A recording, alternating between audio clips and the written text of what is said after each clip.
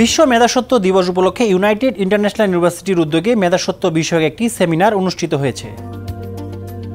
শনিবার সকাল 11:30টায় বিশ্ববিদ্যালয়ের অডিটোরিয়ামে এ সেমিনারের আয়োজন করা হয়।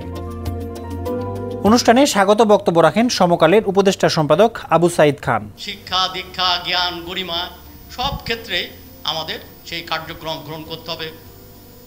সেই ক্ষেত্রে আমাদেরকে নিরলস অধ্যবসায় দরকার, গবেষণার দরকার।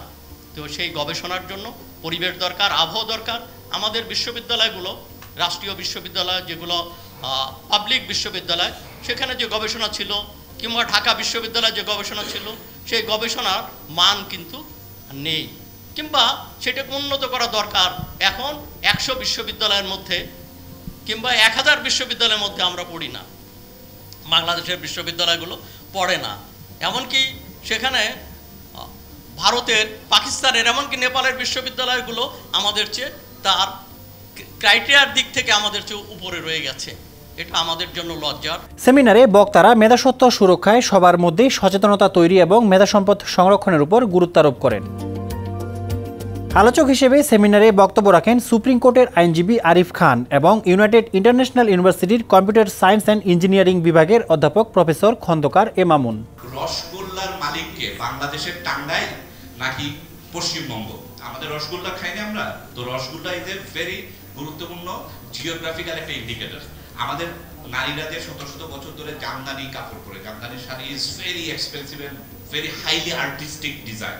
তো এই জামদানি শাড়ির যে প্যাটার্ন, বুননের যে কৌশল, এগুলোর মালিককে ইন্ডিয়া নাকি বাংলাদেশ, এই নিয়ে কিন্তু মারাত্মক কিন্তু তর্ক আছে।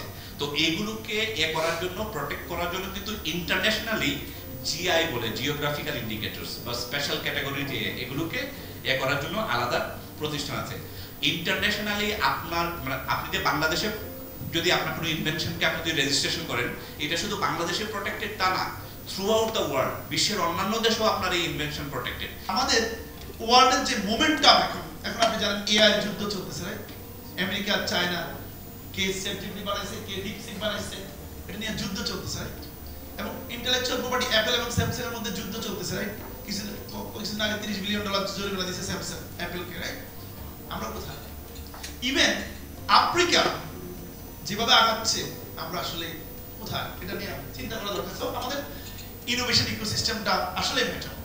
সো সেখানে যদি আসি, ইনোভেশন ইকোসিস্টেমের ফান্ডামেন্টাল ব্যাকবোন হচ্ছে ইন্টেলেকচুয়াল প্রপার্টি, এবং ইন্টেলেকচুয়াল প্রপার্টির যদি রিয়েল ভ্যালু আমরা ক্রিয়েট করতে পারি, তাহলে আসলে আমাদের জাতি হিসেবে আমাদের পজিশনটা ক্রিয়েট হবে। বিনায়ক রহমান, সমকাল, ঢাকা।